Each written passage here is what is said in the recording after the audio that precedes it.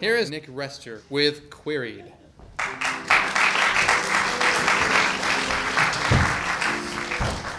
This story is how I became a park ranger.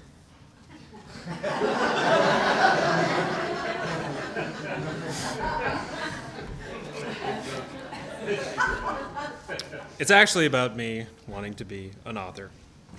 I always wanted to be an author. My father had made a living, raised a family, and given us a good life, all thanks to his writing. So when I went to college, I told him I was going to study creative writing and follow his path. You won't believe it, but he was less than enthusiastic to hear this. After I finished my first book, Darlings, I began to understand why he didn't match my enthusiasm. Writing is a nasty habit. You spend years researching, writing, editing, rewriting, killing yourself to make this book. And when it's done, you begin the querying process. It's like a triathlon, but at the finish line, you pull that wetsuit on again, and you just do another triathlon. This story is about a secret that I kept from my dad, and the misery that is the querying process. A query is a short letter you send to literary agents that condenses your 300-page book into 3 paragraphs, which is a joy to write.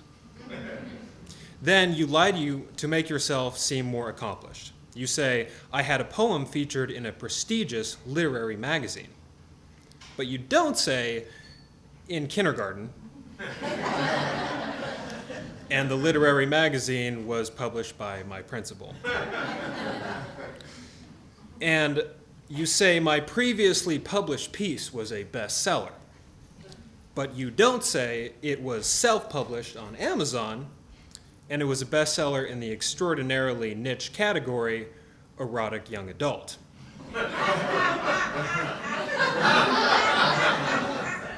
Look at it, yeah. That's nice. That's available on Amazon if you'd like it. These aren't lies. They're not lies, they're embellishments. And since you're a fiction writer, you're just doing your job.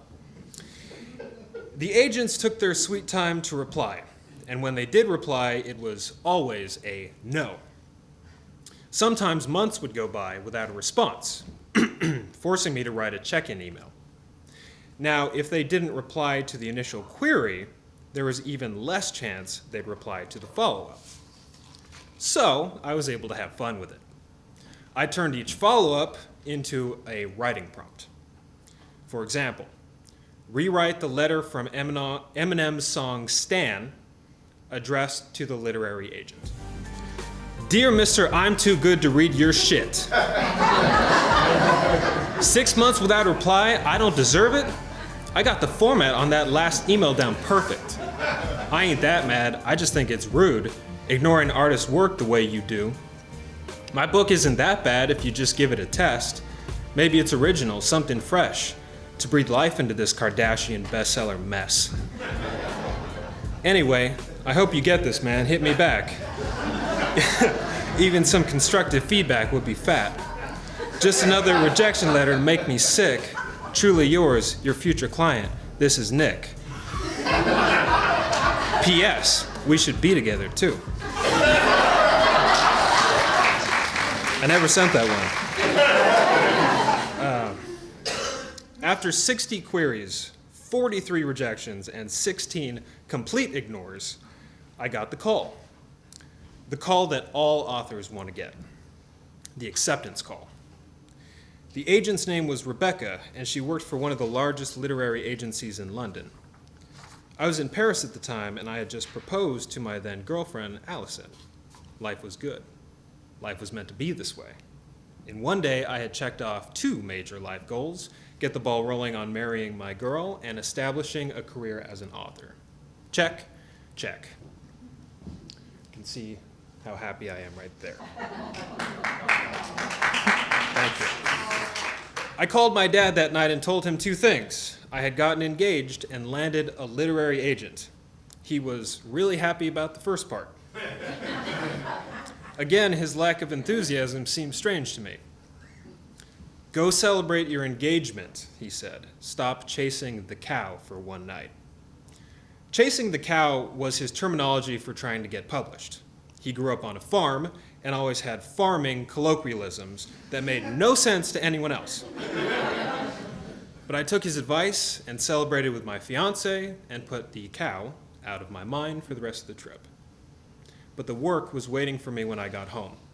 Rebecca, my now literary agent, had a laundry list of things for me to do before she could start sending the book to publishing houses.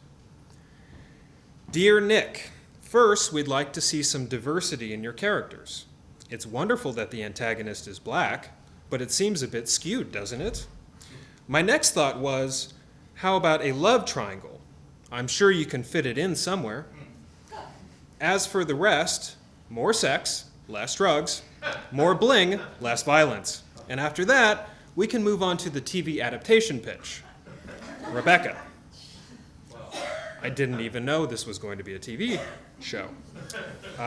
Rebecca was now happy with my manuscript and began shopping it around. Meanwhile, I was planning my wedding and tried to stop chasing the cow. But over the next few months, I realized that the road to publication was 1,000 times harder than the road to finding a literary agent. The road to publication is filled with bigger stakes, and in turn, larger disappointments. For example, Creative Artist Agency liked my book. They wanted to make it into a TV show.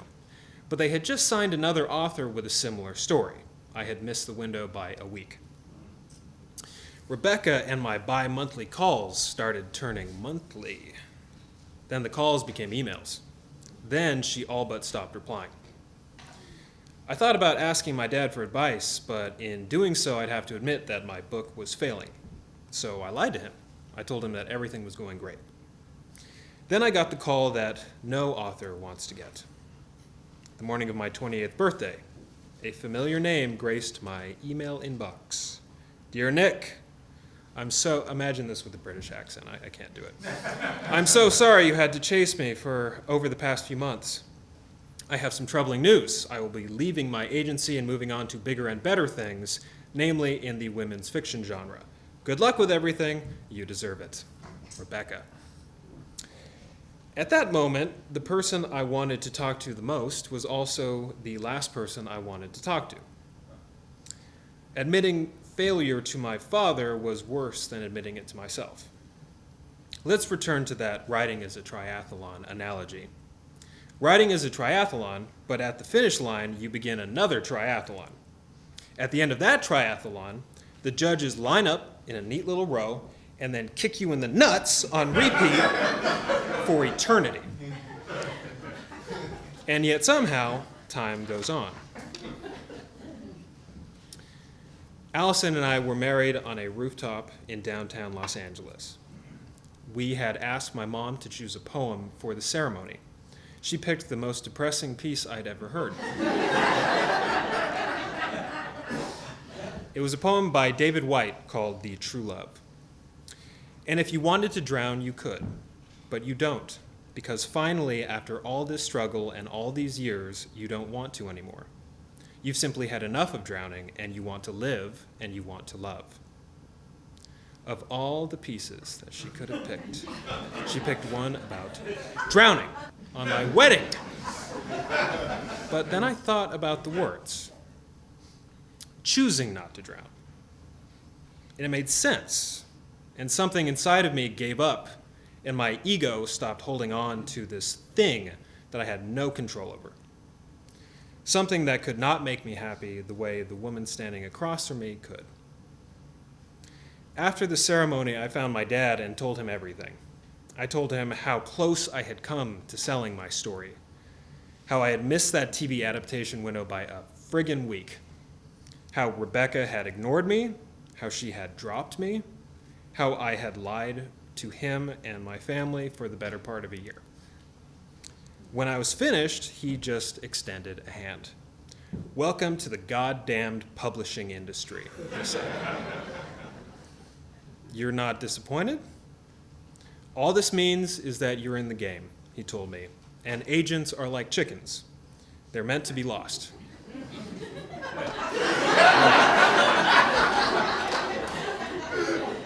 No idea. For the first time, he wasn't talking to me as a father, but as a fellow writer, a veteran in the business who I could finally relate to in some small way. After the wedding, I wrote another book, a young adult fantasy, not erotic, that did not take 3 years of research to write. It took 2 months. And when it was done, I sent out 5 queries, and within a week, it was accepted for publication. I got the call.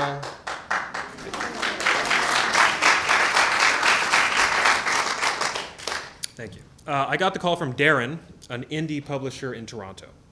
He asked how it felt to be a published author. I thought I'd feel more. But all I could focus on was the road ahead. Marketing, book sales, getting eventually dropped by this guy. It felt like jumping headfirst back into that triathlon that had just kicked me in the nuts for eternity.